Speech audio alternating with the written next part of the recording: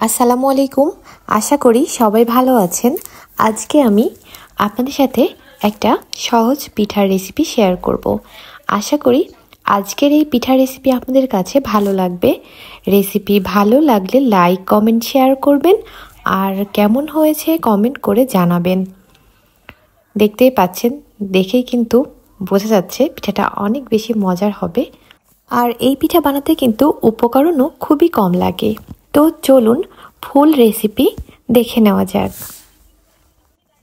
প্রথমে একটা বোল নিয়েছি, আর এখানে আমি মেজারমেন্ট কাপের 2.5 কাপ পরিমাণ শুকনা চালের গুঁড়া নিয়েছি, আর পরিমাণ মতো লবণ দিয়েছি, আর দিয়েছি হাত সহ্য করতে পারবে না এমন গরম পানি। গরম পানি একটু একটু করে দিয়ে আমি খুব ভালোভাবে এই চালের গুঁড়া মেখে নিচ্ছি। আমি একটা ডো তৈরি করে নিব। দেখতেই পাচ্ছেন আমি অল্প অল্প করে পানি দিয়ে একটা সুন্দর সফট ডো তৈরি করে নিচ্ছি।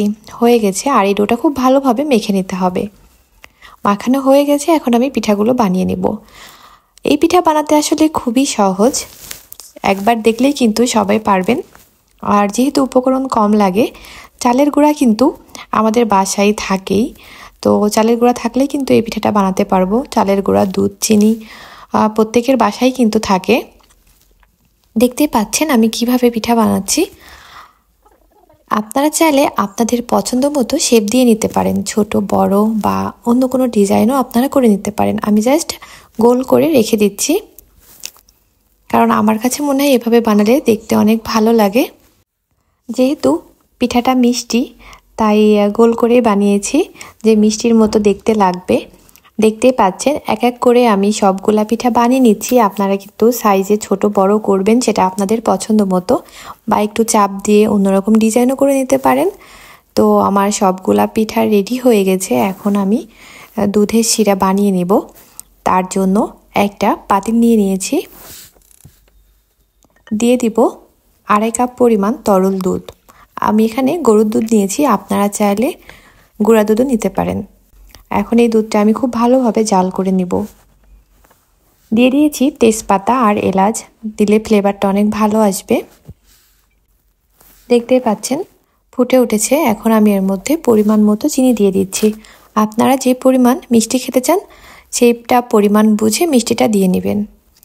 দুধটা যখন এরকম ফুটে উঠবে তার মধ্যেই কিন্তু পিঠা দিতে হবে। যদি দুধটা ভালোভাবে না ফুটে সেক্ষেত্রে কিন্তু পিঠা দেওয়ার সাথে সাথেই কিন্তু গলে যাবে। এই জন্য অবশ্যই দুধ ফুটে উঠলেই কিন্তু পিঠা দিতে হবে। চুলার আঁচটা মিডিয়ামে রেখে এখন আমি ভালোভাবে জাল করে নেব। পিঠা দেওয়ার পর আমি 15 থেকে 20 মিনিট জাল করে নেব। যতক্ষণ পর্যন্ত দুধটা ঘন না হবে ততক্ষণ পর্যন্ত আমি পিঠাগুলো ভালোভাবে জাল করে নেব। আর এর মধ্যে কিন্তু পিঠাগুলো একদম সিদ্ধ হয়ে যাবে আর একটু সফট হয়ে যাবে। আর এই পিঠাটা খেতে কিন্তু একটু শক্ত হয়, যে একদম যেমন মিষ্টি বা রসমালাই যেমন নরম হয় ওরকম কিন্তু নরম হয় না। গরম অবস্থায় যদি খান তাহলে অনেকটাই সফট থাকবে, আর যদি ঠান্ডা হয়ে যায় সেক্ষেত্রে একটু শক্ত হয়ে যাবে। তবুও খেতে অনেক মজার হয়, খেতে ভালো লাগে। আপনারা চাইলে রেখে দিয়েও খেতে পারেন।